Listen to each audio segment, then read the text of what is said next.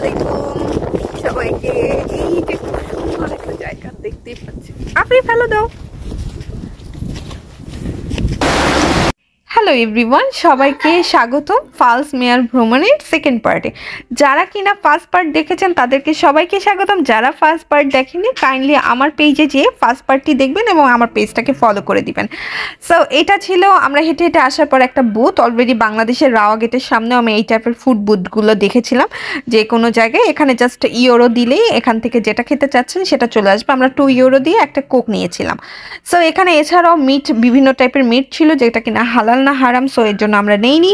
So এরপর আমরা হেঁটে হেঁটে আসছিলাম, এখানে একটা ফুটবলের মাঠও দেখতে পেলাম। খুবই নাইসলি একটা ফুটবলের মাঠ আছে এবং এই যে দূর থেকেই দেখা যাচ্ছে ওই জায়গায় অলরেডি পাথরের পাহাড়। সো দেখতেই পাচ্ছেন সবাই।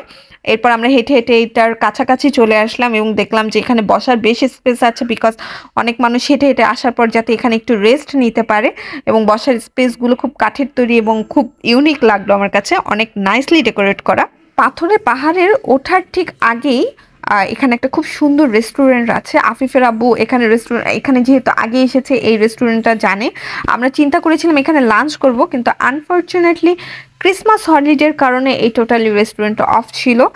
বাট আমাদের কোনো সমস্যা নেই, যেহেতু এখানে লাঞ্চ করতে পারবো না, আমাদের কাছে ফুড ছিল, কোনো সমস্যা ছিল না। বাট আমি জাস্ট লুকিং লাইক আ ওয়াও ওয়াও ওয়াও ওয়াও, এত গ্রিন, এত সুন্দর। জাস্ট আমার পিছনের ভিউটা সবাই দেখেন, এত নাইস।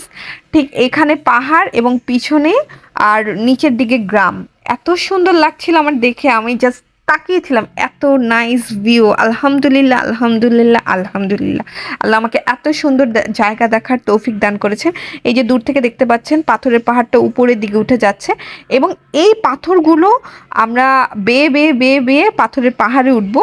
পাশ দিয়ে রাস্তা আছে, বাট এটাই হলে কি অ্যাডভেঞ্চার, এবং অনেক মানুষ আসছে দেখতে পাচ্ছেন।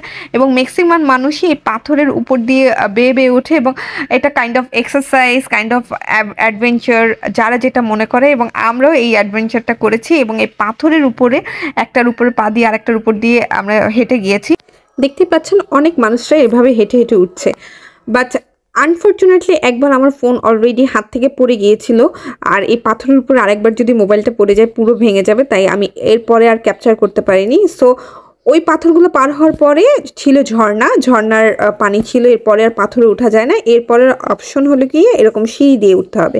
সো সিঁড়ি দিয়ে আমি উঠছিলাম, এরপরে সামনে দেখলাম কিছু লোক এবং কুকুর নিয়ে উঠেছে, তারা পিকনিকের মতো করছে, দেখে খুব ভালো লাগছিল ওদেরকে। আমি জাস্ট মজা পাচ্ছিলাম কুকুরগুলোকে দেখে, ওরা খুব এনজয় করছিল। আর এই জার্নিটা খুবই মজার ছিল আর খুবই ইউনিক ছিল, বাট খুব টায়ার্ড ছিলাম আমি। দেখতেই পাচ্ছেন আমি অনেক টায়ার্ড হয়ে গিয়েছি। আজকে এতটুকুই, নেক্সট পার্ট দেখার আমন্ত্রণ রইল সবাইকে। Bye bye, tata.